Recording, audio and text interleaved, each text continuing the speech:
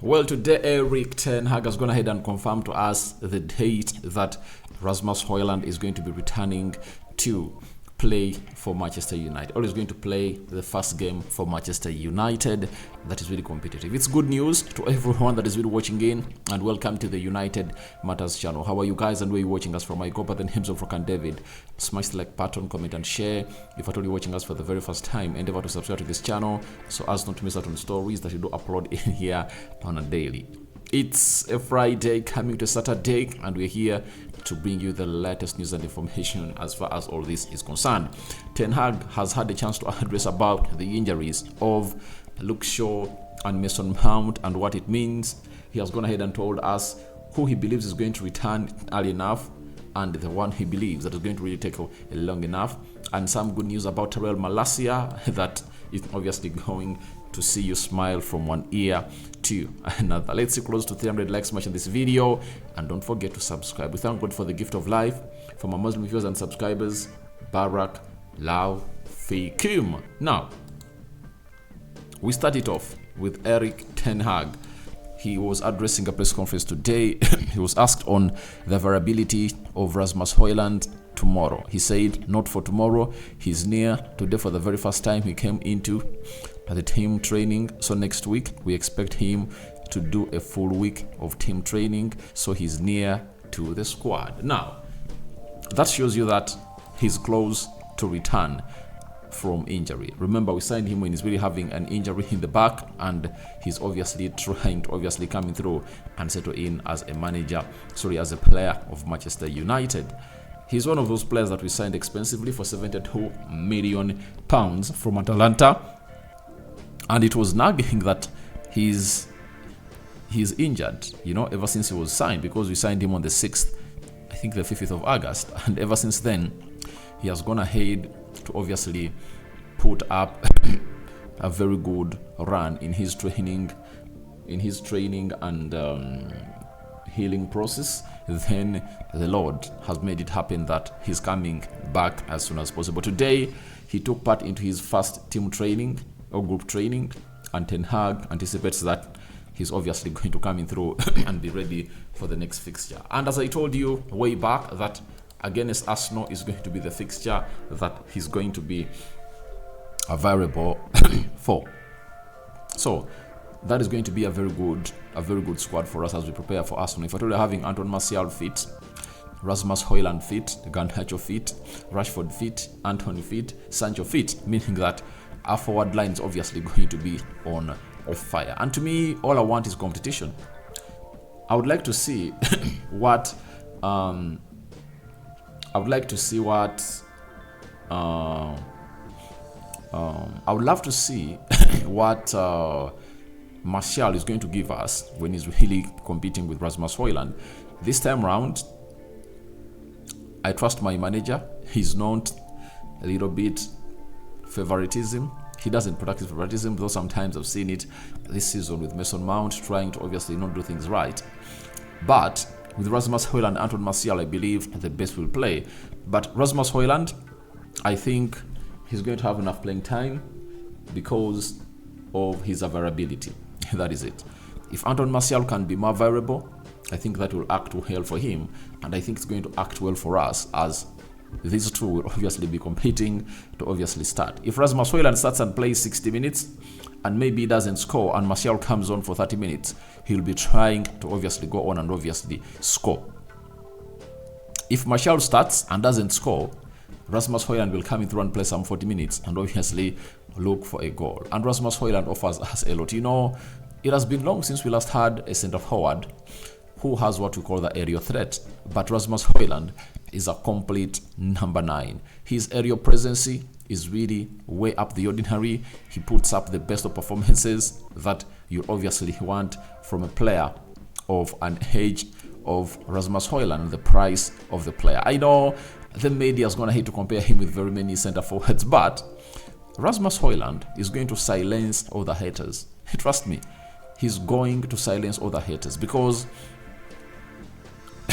with Mason Mount away, that means we're going to be having Eriksen, Casemiro, and Bruno Fernandes into that midfield, right? So if you're having them in that midfield, that will help us create chances for Rasmus Hojlund, and I know he's going to score. You know, we've not been putting in very many crosses in the 18-yard box area of the opponents, especially in the final third, because we never had that person who could obviously go high to win those aerial duels. So if you're having a player who has shown us that he can obviously win those aerial duels and net them at the back of the net, that is Rasmus Hojlund, then we all anticipate that he's going to obviously change or make the manager change the style of play. How? Dalo or Bissaka, Malacia or Luke Shaw, they'll have to put in crosses. Even Bruno Fernandes will have to go in for sometimes for those drop balls into the 18-yard box area of the opponent, because we'll be having a player who can win all of that. But to me, the most important bit of him coming in through is making us a more better team, especially with his hold-up play. I think the way we are going to be doing the build-up of our game is totally going to change as a club of Manchester United, because we are having a player who is really good at the build-up play. That is Rasmus Hojlund. So, to my understanding, good news, and having him for the Arsenal game is great. That means maybe Erasmus Martial will start, and Rasmus Hojlund will come in through and obviously lead that line for the last 20 minutes of the game, and I think he can even score against Arsenal. He's a very good player. He's fast, he's strong, he's tall, and he's talented. That's the big difference between him and Haaland. Haaland doesn't hold the talent that this boy has.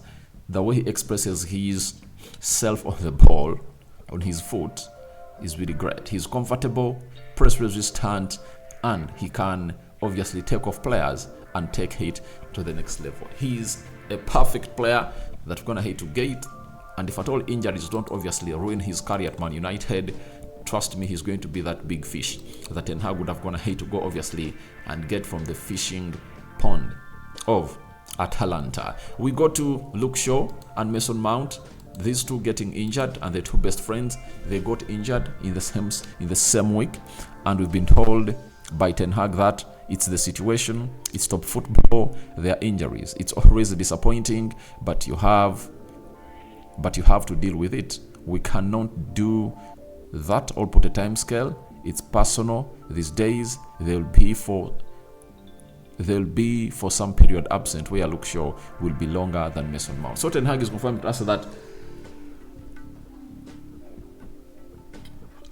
Luke Shaw is going to be out a little bit longer than Mason Mount, and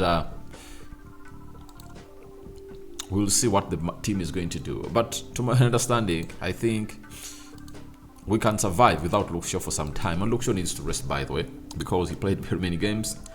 Dalo can play that position. Maybe Malacia will return. He can get Lisandro Martinez and obviously play him on the left back. That's why I've always told you that, to me, Sofiane Amrabat should be the most important signing. You know why? You bring in Sofiane Amrabat, that means you've gone ahead to get in another CDM that can obviously play into the single pivot. Then you can obviously shift Casemiro to play in the central defense, Lisandro Martinez on the left back, and gate Rafael Varane alongside Casemiro in the center. So I think Ten Hag should think about that, but it's really bad. It's really bad that we're experiencing injuries. But on the side of Mason Mount, to me, I take it a blessing in disguise. It's an eye-opener to Erik Ten Hag on how we are going to be transiting when you're having